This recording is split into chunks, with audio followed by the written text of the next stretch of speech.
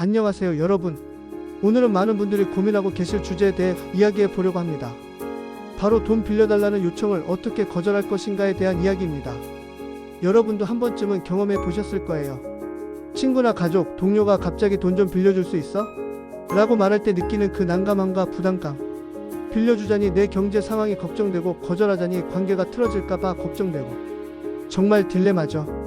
오늘 이 영상을 끝까지 보시면 관계는 지키면서도 자신의 경제적 안정성을 보호할 수 있는 현명한 거절 방법들을 배우실 수 있을 것입니다. 먼저 왜 돈을 빌려주는 것이 문제가 될 수 있는지 살펴볼까요? 첫째, 돈 문제는 관계를 더 복잡하게 만듭니다. 돈을 빌려준 순간부터 여러분은 채권자가 되고 상대방은 채무자가 됩니다. 더 이상 평등한 관계가 아니에요. 돈을 갚지 않으면 여러분은 마음속으로 상대방을 원망하게 되고 빌린 사람은 여러분을 보는 것이 부담스러워합니다. 둘째, 돈을 빌려주는 것은 상대방의 금융 습관을 개선하는 데 도움이 되지 않습니다. 오히려 쉽게 돈을 구할 수 있다는 착각을 심어주어 더 큰 경제적 문제를 야기할 수 있어요. 셋째, 여러분 자신의 경제적 안정성을 해칠 수 있습니다. 갑작스러운 지출로 인해 여러분의 가게에 구멍이 날 수 있고 돈이 돌아오지 않을 경우 더 큰 타격을 받게 됩니다.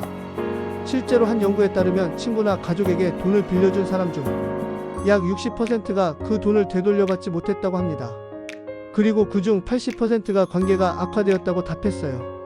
그렇다면 왜 우리는 거절하기 어려워할까요? 가장 큰 이유는 관계가 틀어질까 바라는 두려움입니다.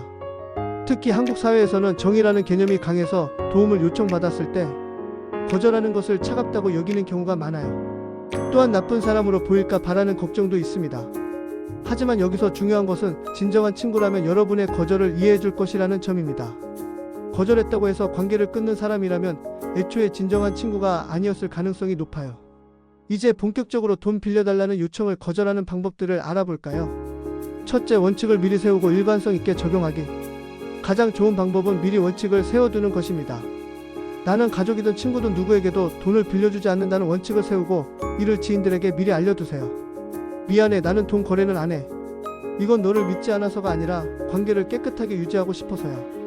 이렇게 말하면 상대방도 이해하기 쉽고 여러분도 거절하기가 훨씬 수월해집니다. 둘째, 대안 제시하기. 단순히 안 되라고 말하는 것보다는 대안을 제시하는 것이 좋습니다. 돈은 빌려줄 수 없지만 다른 방법으로 도움을 줄 수 있어. 은행 대출 상품을 알아보거나 가계부 정리하는 것을 도와줄 수 있어. 또는 급한 일이라면 가족들에게 먼저 상의해보는 게 어때? 등의 말이 좋습니다. 셋째, 솔직하게 자신의 상황 말하기. 거짓말을 할 필요는 없지만 자신의 경제 상황을 솔직하게 이야기하는 것도 좋은 방법입니다. 정말 미안한데 지금 나도 여유가 없어. 이번 달에 예상치 못한 지출이 있어서 가게가 빠듯해. 요즘 투자한 돈이 묶여 있어서 현금 여유가 없어. 도와주고 싶지만 현실적으로 어려워. 넷째, 시간을 벌기. 갑작스러운 요청에 당황했다면 시간을 벌어서 차분히 생각해 볼 기회를 만드세요. 갑자기 말해서 당황스럽네. 집에 가서 가계부 좀 확인해보고 연락할게. 중요한 문제니까 하루 시간을 줘. 내일 답변할게. 이렇게 시간을 벌면서 거절할 준비를 할 수 있어요. 다섯 번째, 금액을 줄여서 거절하기. 만약 정말 소중한 사람이고 완전히 거절하기 어렵다면 금액을 현실적인 수준으로 줄여서 제한해보세요. 100만원은 어렵고 10만원 정도라면 도와줄 수 있어. 대신 이건 빌려주는 게 아니라 그냥 주는 거야. 갚으려고 하지 마. 이렇게 하면 상대방의 체면도 살려주면서 여러분의 부담도 최소화할 수 있습니다. 여섯 번째, 미래에 대한 부담감 표현하기. 정말 도와주고 싶지만 돈 문제로 우리 관계가 이상해질까봐 걱정돼. 너무 소중한 사이라서 그런 위험을 감수하고 싶지 않아. 이런 식으로 관계를 소중히 여기기 때문에 거절한다는 점을 강조하면 상대방도 이해하기 쉬워해요. 거절한 후에는 어떻게 관계를 관리해야 할까요? 첫째, 거절한 것에 대해 계속 사과하거나 미안해하지 마세요.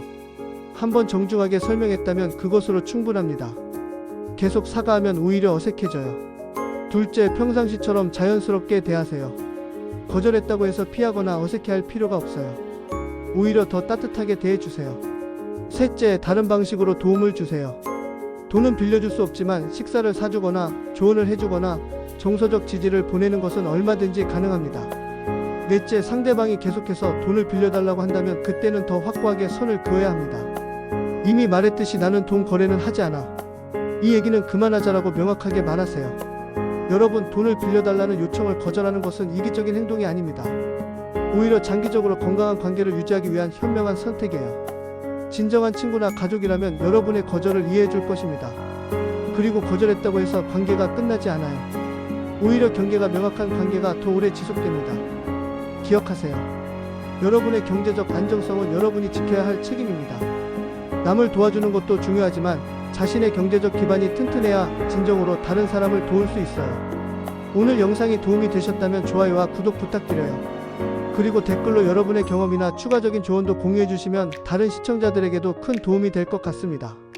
다음 영상에서 더 유익한 내용으로 찾아뵐게요. 감사합니다.